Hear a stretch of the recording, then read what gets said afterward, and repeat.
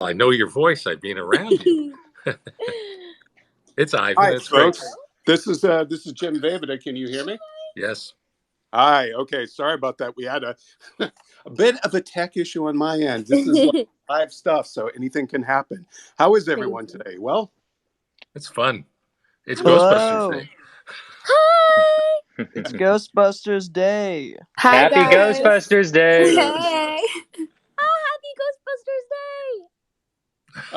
all right. So I am Jim Vavida with IGN, and we are joined today by the wonderful cast and filmmakers behind Ghostbusters Afterlife. We have director Jason Reitman, producer Hey. Ivan Reitman, Hi. cast members Carrie Coon, Finn Wolfhard, McKenna Grace, Hello. Celeste O'Connor, and Logan Kim. Thank you all so much for joining us. And again, sorry about that little technical snafu on my end, but I'm gonna just go over some of our ground rules, if you will, for this. We're gonna split this up into different sessions where we're going to talk about different parts of the movie. And then we're also going to have, after that fun Q&A portion, we're going to have ourselves a little trivia. It's going to get, it's going to be a bloodbath. a little competitive. It's going to be a bloodbath. It's going to look. It's going to get real, folks. Yeah, it's going to get real. So let me set up the film a little bit here. We, this is. A continuation of the storyline set up by the first two films. And we obviously, we need to set up who some of these characters are. We have a family of characters that we are following in this one.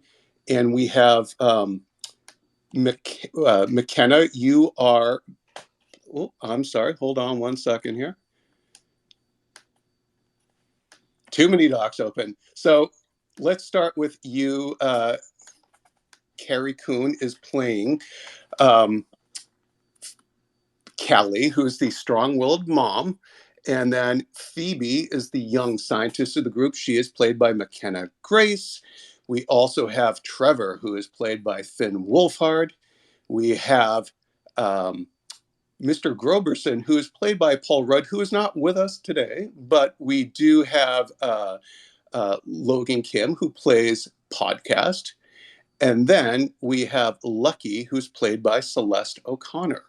Now, our first topic that we want to go over today is really about family, because this is the first real Ghostbusters film that focuses on a family. Yes, I know we had Oscar and Dana, the second one, but we do have a different sort of plot around this one. This is the first one that focuses on family. So at what point, and this one's for Jason and Ivan to address, at what point in creating the story did that story focus on elements of family? So can you tell us a little bit about the challenges that the family will be facing in the film, and sort of at what point in the development of that story did you realize this was going to be a family story? Jason, let's kick off with you. Hey, before I do, I think we're missing one of our most important family members, and I know Carrie Coon's still trying to get on. So if you can upgrade her from listener to talker, that would be awesome. Okay. I also think that Logan's having some technical difficulties. He's been messaging me. I think he's also a listener. I just requested. This is a classic first technological blip for. Well, I am.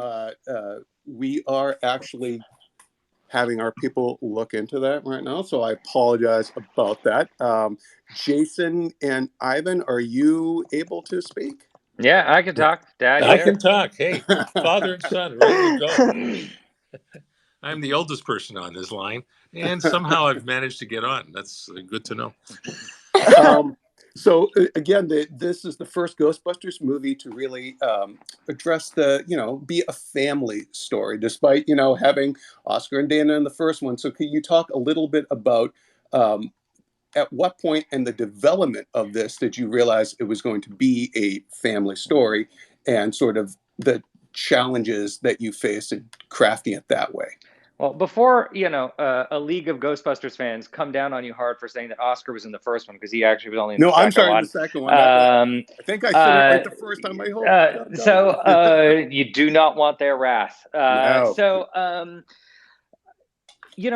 My father and dad, if you don't mind me speaking for you for a second, I my love it. father always described the first one as a movie about going into business. It's about four guys who go into business together, and and I've said this before, and I'll say it again. I have to admit that I never imagined myself making a Ghostbusters film. It's a film that I grew up watching all the time. I was an enormous fan of it, but I just couldn't imagine personally picking up the proton pack. It was just too daunting and it was too scary.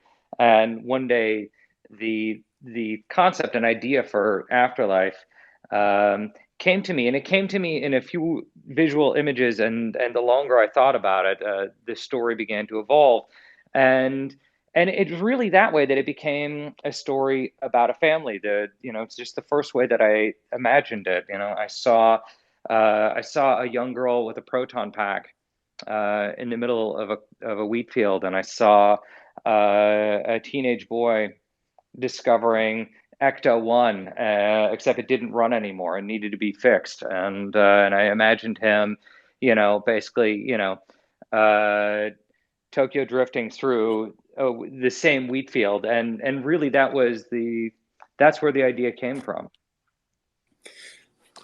And if I can add on, Please.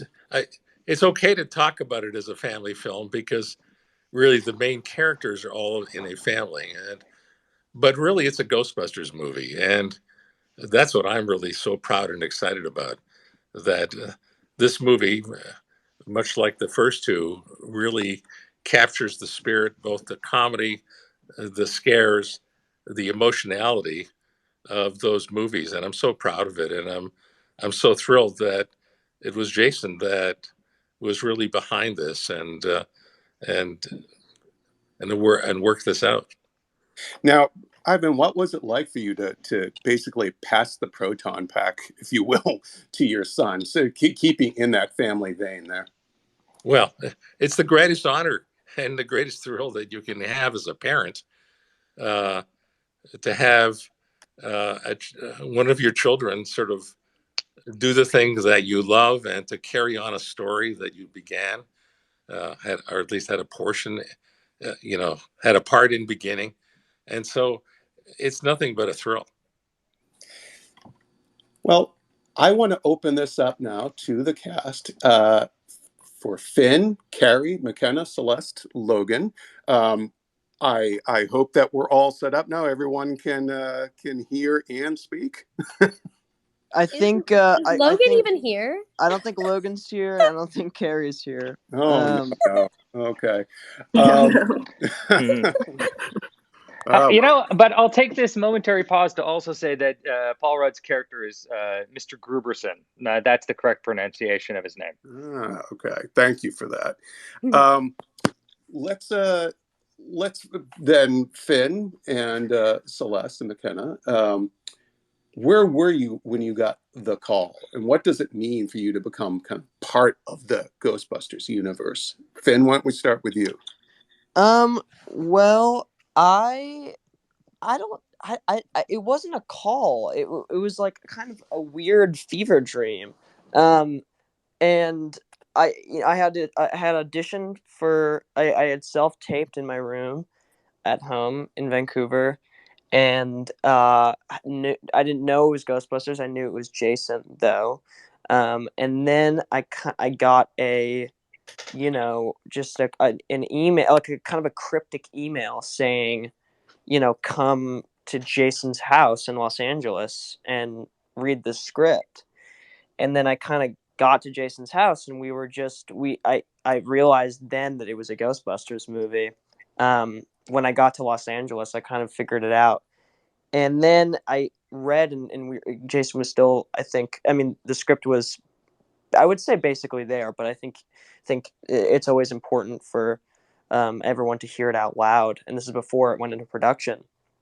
And I did that, and And then afterwards, it was kind of it was almost like it was the easiest audition experience of my life because it didn't feel like an audition. It just felt like I showed up at a person that I really respect's house, and kind of at the end was like, "So you want to do this?" And it was like I could not fathom. I couldn't believe it, and I was like, "Wow, that was easy." And it was like, and then it was like just the joy of getting to be there when like auditioning with Celeste and getting to be there when Jason cast Celeste, and it was just like an incredible experience. McKenna, how about you? Oh my gosh. Well, I was shooting something in Atlanta actually, and it was I did a bunch of auditions before then. I figured out that it was a Ghostbusters film probably cuz originally I think that the script, the lines that we had to learn for the first few auditions were like boy and girl, and you didn't know what it was. You were just like, this is an important film. You can't know what it is, and you're like, "Oh, okay." But I think I found out what it was it whenever I did the chemistry reads? And I got to read with Logan, and they had a proton pack there. That's a big giveaway right there. Now, I want to just also point out that throughout our session here, IGN is going to be tweeting out uh, first looks from the film, some images and fun stuff. So as you follow along, keep an eye out for that. I want to move on though to the setting of the film, and it is what makes this one different is I feel like it's the first one that I think this is the first time we've ever had a Ghostbusters movie that isn't set entirely in New York, right? So this is. Can you tell us a little bit, Jason, about the setting of the movie and why we're not in New York City, which was such a character of the first two movies?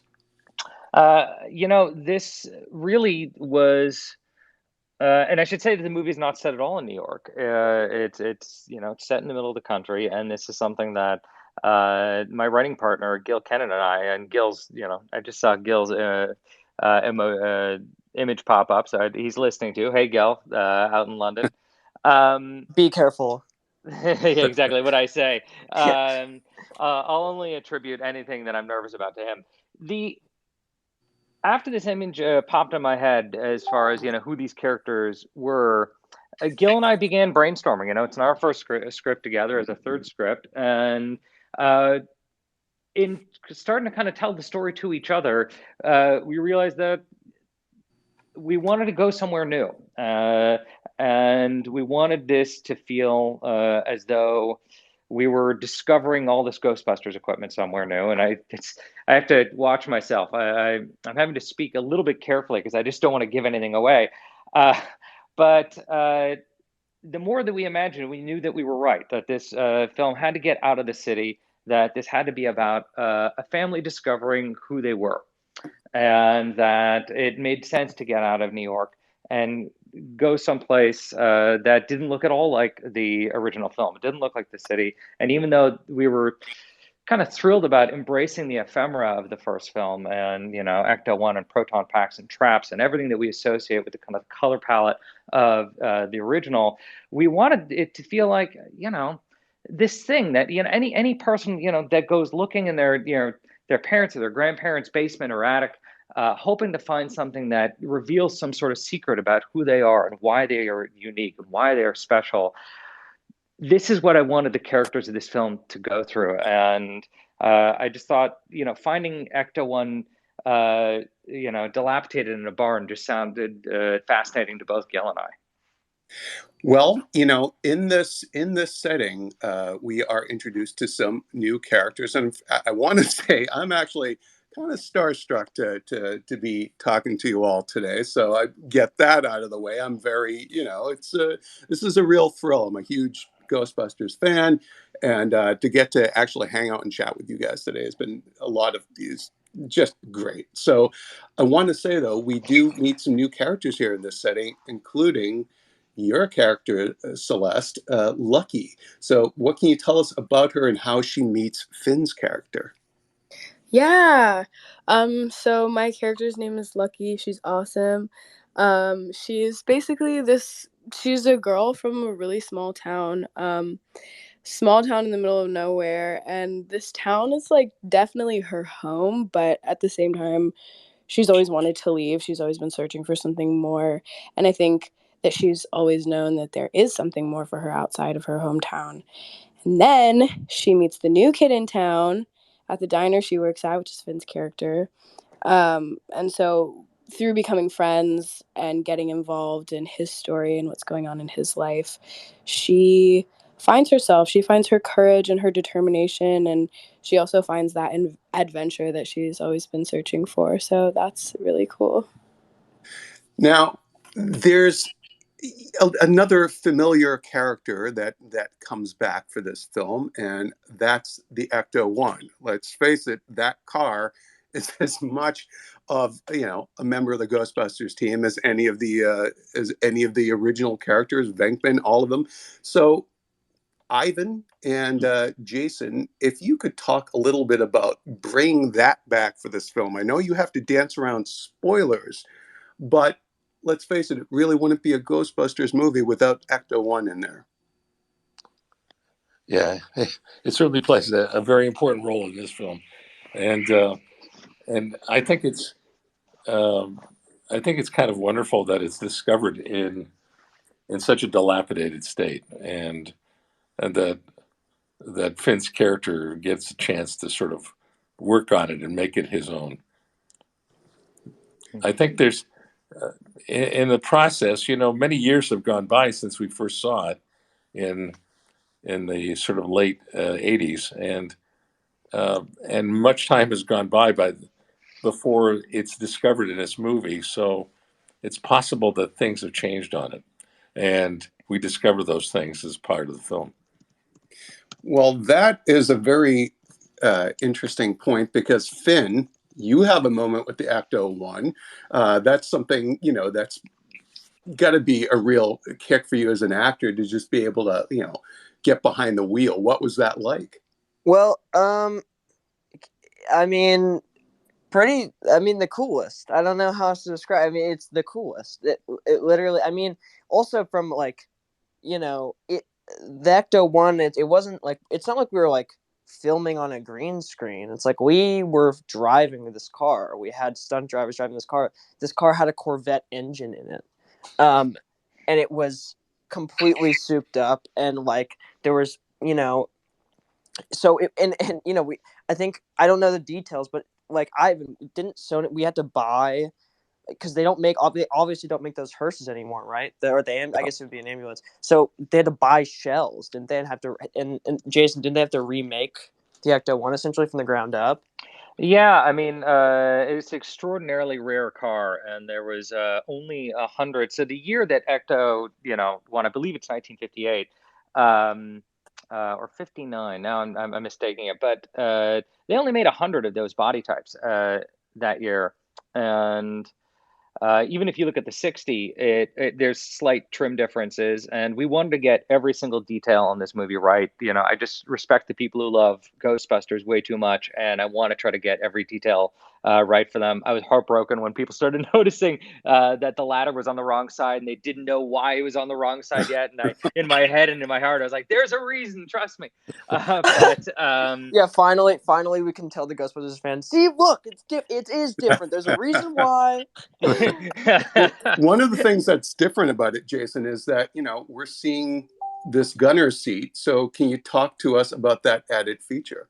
Yeah, absolutely. I mean, look, I love this car my entire life. I just think it's one of the coolest cars in film history. I think if you're listing the top 5 cars in film history, Ecto One is in there every single time. I don't care whose list. And we worked with amazing car people to bring it back to life. And as Finn said, we we juiced the hell out of it. I mean, I make fun of my dad a little bit for that shot from '84 as it kind of flies out and does a 180 out of the firehouse, and they so clearly undercranked it like a Chaplin film to get it going fast. And I knew we wanted that thing to really fly. So when you see this car going and you see, Finn driving or McKenna hanging out the side, yes, we did some green screen for some of the dangerous stuff, but we really got that car going. And when we thought about, when Gil and I were thinking about what to do with this car, we thought, okay, well, what would have Egon had done to Ecto One over the course of the year since we last saw him? And what would have happened to the proton packs, the traps, the goggles? And this was one of kind of the great thrills of writing on this script is you get to kind of do fan fiction, right? You start to think about, how would they have worked on this equipment? And that's where the gunner seat came in. We wanted to put ghost busting into motion. When I thought about, the three previous films, the characters were often, standing on their feet and holding a line, but there was something static about ghost busting. And if we thought there was something cool we could do, it was to make ghost busting, bring it up to 75 miles an hour and swing it around corners and coast and catch ghosts on the run. Now, McKenna, you get to sit in the gunner seat. What was that like? Gosh, this is nerve-wracking because I'm like, gosh, McKenna, don't say anything. But I'm very, very nervous. But it was really, really cool. It was honestly a dream come true. I've always been obsessed with Ghostbusters. So not only to get be a part of this franchise and work with Jason and Ivan and everyone, to be actually able to sit in the Ecto One in a gunner seat, it was absolutely magical. Well, I don't want anyone spoiling the movies, so I'm going to move on to a different topic. And Jason, you touched on this a minute ago, but ghost traps. Can you tell us about Paul Rudd's role in the movie and how he kind of stumbles into this Ghostbusters universe? Paul Rudd is a science teacher, and science has always been central to Ghostbusters. Ghostbusters believe in science. I think that's really important. And Phoebe, who McKenna plays, is a scientist herself, and she finds herself in this small town in a summer school class filled with delinquents, and her teacher, Paul Rudd, immediately takes a liking to her because he sees a like-minded human being, and he becomes a bit of a mentor for her. Now, we unfortunately, I don't think we still don't have Carrie, do we? So it sounds like they're working on it, but yeah. I keep seeing her face up here saying that she's a listener, so I don't know if Yeah, that's I've been texting with Carrie, and she really wants to be on this and is trying to find a way to get on. There's some sort of technological hiccup, Yeah. but Well, yeah. well, let's don't worry. If hopefully we'll get her on as soon as possible here. Logan is not on either yet, is he? No. All right. So McKenna, back to you. You get to basically play with the traps here. So what was it like for you the first time you got to see some of these gadgets like the ghost trap? Well, it was mind-blowing. Just getting to see all of these super cool, like, Ghostbusters things, especially having, like, I hate saying, like, I grew up watching the movies because I'm only like 14. So, like, growing up, getting to watch Ghostbusters and be obsessed with everything about it, getting to see it in the flesh, getting to see all of these sketches and photos and the actual packs and traps and getting to see them in front of me and touch them, and just it's been insane, absolutely insane. Finn, how about you? How about what'd you think when you started seeing all these kind of iconic gadgets popping up on set? Well, I think why also going back to what Jason said before. By the way, I'm outside. I don't know if you can hear birds chirping. It sounds like I'm in like a Disney movie. I'm in like Snow White. But the thing that Jason said earlier, which is like totally true, is that almost he got to write it as like I mean, it's a Ghostbusters movie, but also Jason's a giant fan, obviously, and it comes from a really respectful place when it comes to being a fan, almost like it's like writing fan fiction. And the thing I think that fans will really appreciate, and I definitely appreciated, was that there is CG in this movie, but Jason from the beginning was pretty adamant and told me early on that he would be using a lot of practical effects, especially with the props, with makeup and sets and backgrounds. And that to me was why I think also I was so over the moon, being on set, was because it really felt like we were making a movie, like we were making a movie in the back, especially because Ghostbusters is such a big thing and a big franchise.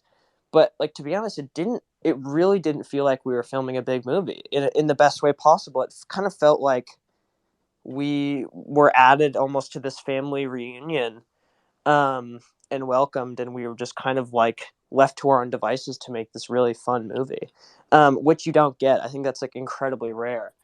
Um, and so every chance I got to see what you know, what was being used, props wise and everything, was a treat. Celeste, how about you? I have a couple of questions about your character, but let's start with: is your character even a believer in the supernatural? And then, what can you say about how she reacts to all this gadgetry, and then you yourself as an actor being on set and seeing that stuff? It's a good question. I think Lucky is a little skeptical at first. I think there's definitely some skepticism, but I think through becoming friends with Finn's character, and just being involved in his life, she really gets pulled into the adventure of it all, which I think is something that she has been looking for a long time in her own life. But for me, I mean, it was so insanely cool. I had never done a big studio film like this before. The project I did before was a really small indie movie, and then so going from that to Ghostbusters was crazy. Seeing all the gadgets, the Ecto One, I was like, I was like totally overwhelmed coming onto set and seeing the studios, just being like, do I belong here? Like, how did I get here? Did somebody make some sort of mistake?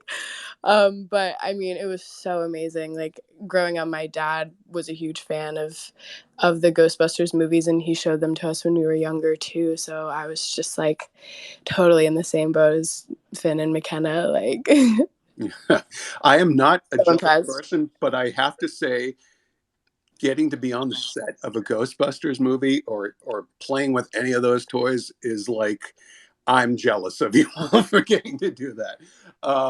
Let's talk a little bit more though about these gadgets. Jason, Ecto goggles. What do they do? What's the deal with them? I wish Logan was here to talk about it. I wish Logan No. was on right now so you could Hey meet him guys, because I'm he. in. I'm in. Yeah. Oh. Oh, there's Carrie! Carrie. Carrie Coon. Hey! Grandma figured it out. Woo! Oh my God! It's so great to have you. Thank you Oh so my god, and Justin's okay, we have about 30 seconds left, so everybody. That's my boy. Well, we're just in the middle of Jason explaining the Ecto goggles.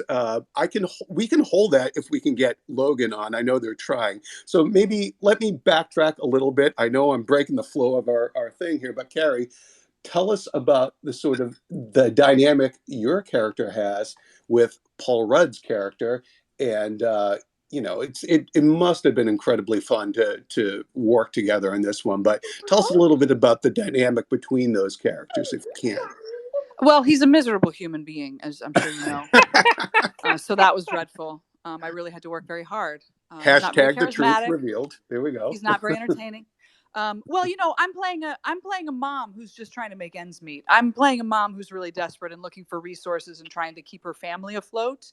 And let's just say Callie hasn't had a lot of extra time for the other parts of her life. And so when she bumps into someone who shares her cynical sense of humor, it's nice to see her get to have a little fun too.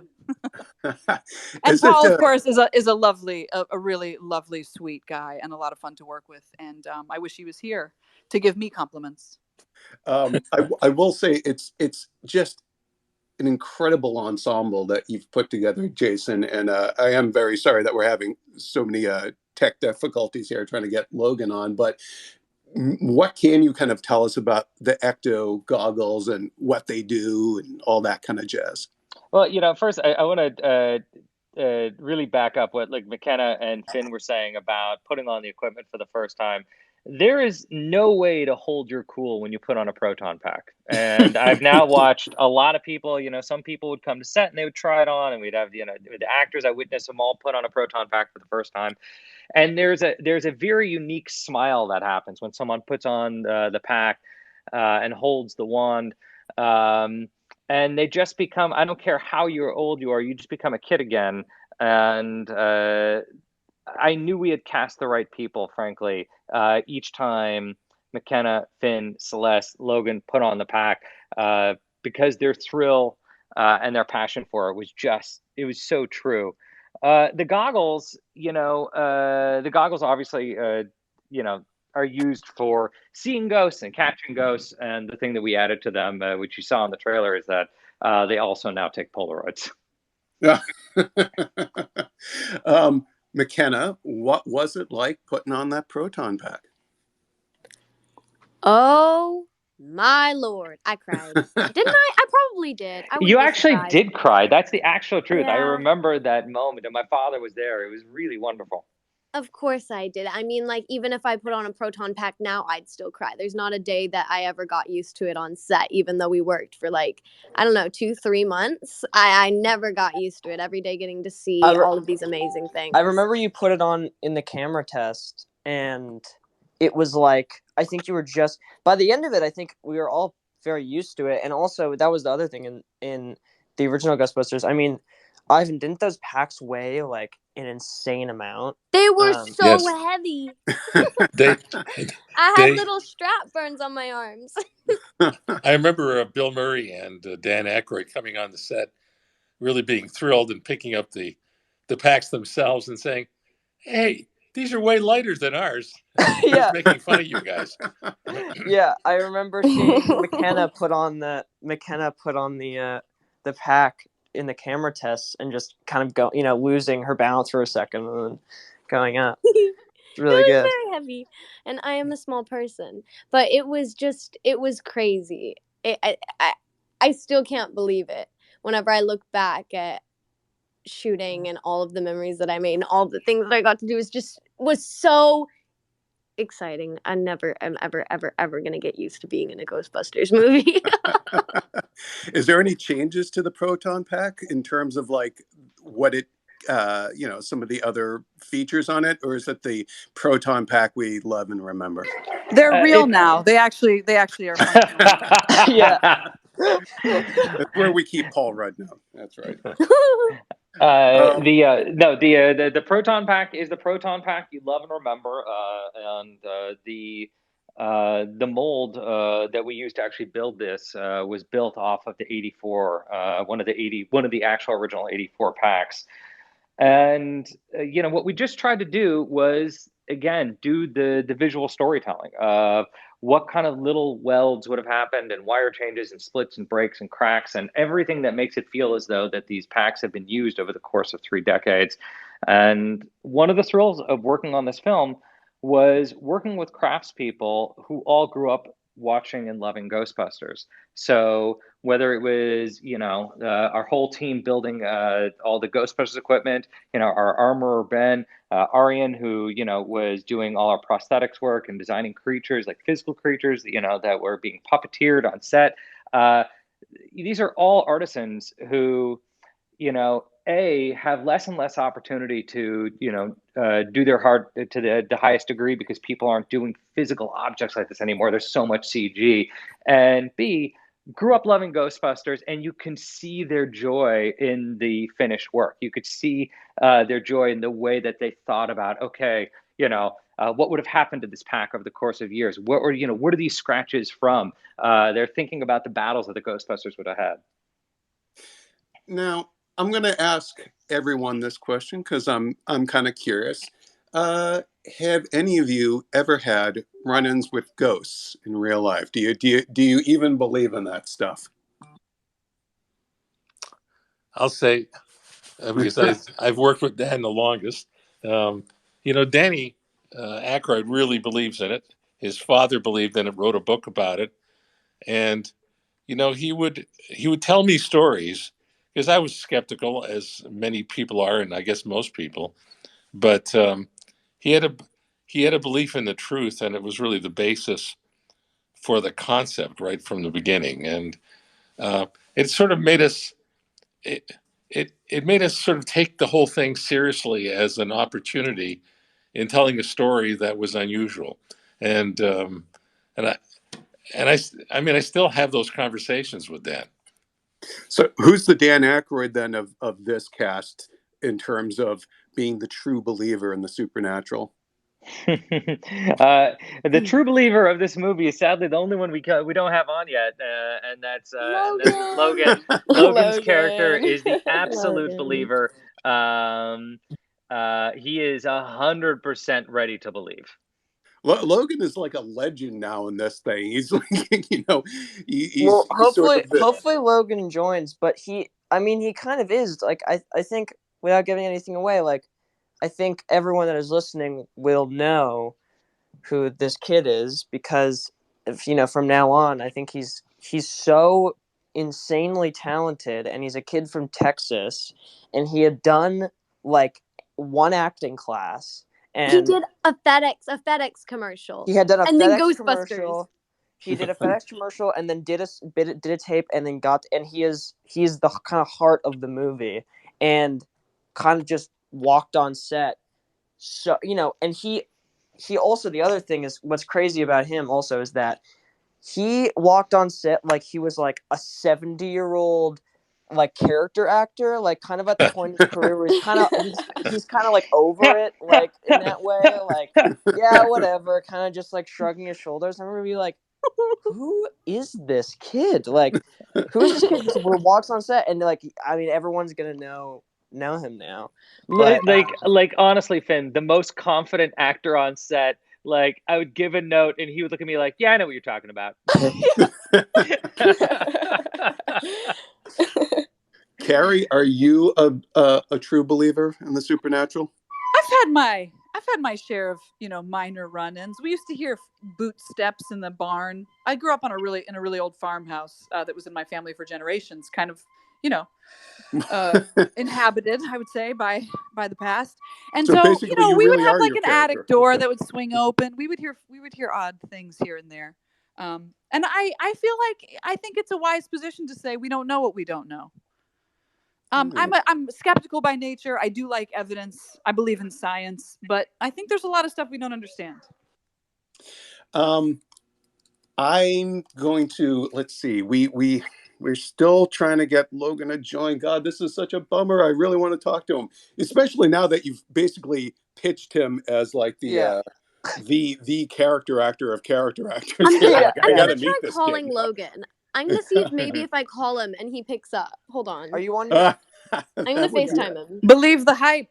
Are you gonna FaceTime on your computer? No, I'm FaceTiming him from my phone. I'm on my mom's phone right now for this. Oh yeah, do it. Then we can hear him. He sent me to voicemail. No, it rung for a second, and this kid, he sent me to voicemail. You know what? You know what? Now it's his. He's probably talking to his manager. Yeah, he's firing someone for sure right now.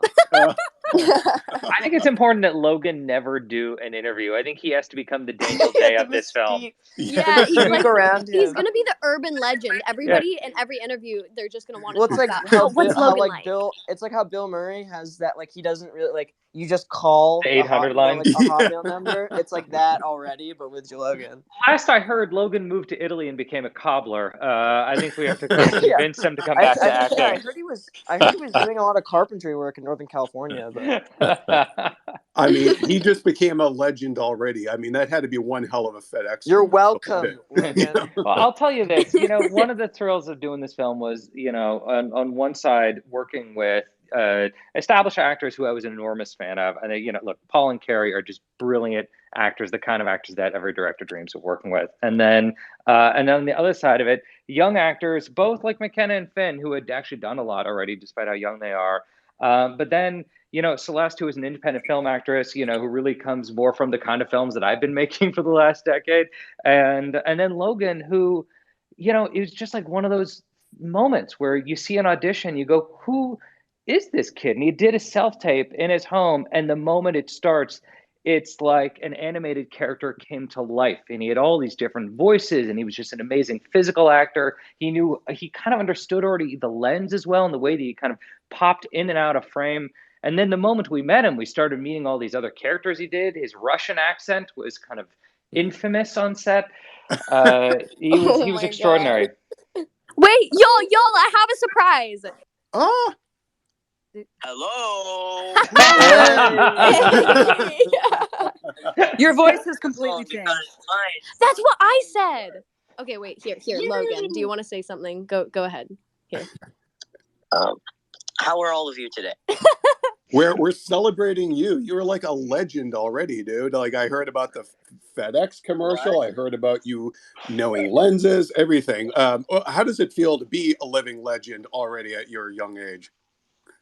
Oh, well, I don't know about that, but I mean, to be a part of Ghostbusters, I mean, it's a huge honor. I don't know how I even got to this point in life, but here we are. Look at that. Not only is he a legend in that regard, he's also a pitch perfect salesman. Look at that. Well, do not be fooled. He's a con artist. Look, I have to ask you then about your character, Logan. You see with the ecto goggles. What can you tell us about what they do and kind of why, what you're going to do with them and all that kind of jazz? Yeah. Well, the ecto goggles are like for locating and like identifying types of ghosts and their classes. And, in Afterlife, there's the new feature where I can actually take pictures with them. And I have to say that's probably my favorite feature about them. Just to press that button and just go, it just felt so cool. And I'll tell you one thing about them. I can barely see out of them on set. I remember it was like tunnel vision. I had like two little slots I could see out of. And one time I was like turning my head too fast and I accidentally whacked McKenna in the face with them. Sorry about that, McKenna, but that happens. So I had to get the learning curve with them. Yeah. Remember whenever you fell on set? That one time you slipped and you fell so hard. What are you talking about, McKenna? There was a point that you slipped and you fell so hard on set they fell off your head and just like went across the floor. I think they've fallen like more than 10 times. I do remember So embarrassing. remember a lot of ecto goggles falling off your head. Oh. Well, remember we were always trying to get them to balance on your forehead the way that Aykroyd has them up on his forehead. But to get them into that position was way harder than we thought it would be. Right. I had to like always kind of look up. I couldn't really like tilt down too much or look back too much, or they would just say. I remember bye-bye. Jason one time was giving Logan he was giving Logan notes to like look in a certain direction, and I remember Jason finished his note and then Logan looked directly at him and just took a moment and just went, "Jason, I can't see." Hey guys, can Haskell say hi? Oh! Hi, Haskell. Haskell's the Jason Reitman of our Ghostbusters. He's the little boy who grew up on the set. So I imagine in 30 years he'll be directing one of the sequels. We all can't wait. What a thrill! Now, the ecto is back. The proton pack is back.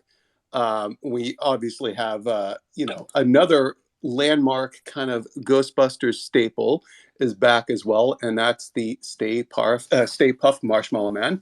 Now, what we do, one of the Well, hold on. We don't have the Stay Puft Marshmallow Man is not back. We have new characters. We have the mini right, puffs. the mini puffs. That was my next line, was to ask you about these mini puffs. What can you say about them? That was the first clip that we saw, and we Right. saw Ivan and Bill watching that clip earlier today. What can you tell us about these mini puffs? Well, I can tell you that they want to watch the world burn, and they really enjoy it. Now, the mini puffs are also going to be a toy from Hasbro. It's basically the Ghostbusters Plasma Series mini puffs 3-pack. And so it's like 3 articulated figures with 3 alternative heads that you can build your own marshmallow army. Yes, you can build a marshmallow army. Who didn't want it? Who knew? Who knew you could do that? And then these figures are basically movie figure scale, so they're about 3.5 inches tall, the same size as the paranormal marshmallow mini puffs that we see in the movie. And then you can also pre-order them today, Ghostbusters Day, at HasbroPulse.com and most major retailers nationwide at a future date. So if you want to get your hands on some actual mini puffs and build yourself a marshmallow army, which it sounds like something, I don't know, Logan, it sounds like something. You're such a legend now. You seem like the kind of guy that should have a marshmallow army following him, but you can order them now at HasbroPulse.com. So I want to also just segue us into a little bit of fun here now. Not that we haven't been having fun; it's been a blast, but now it's going to get a little competitive. We're going to do a little trivia, and basically, the first one is going to be basically finishing a famous Ghostbusters quote. And what we're going to do is we're going to have the younger members of the cast basically test, let's just say, us over 30 somethings. Logan, I'm not sure. Do you have? You should have. Everyone should have some quotes that were sent to them. Do you have those available, Logan?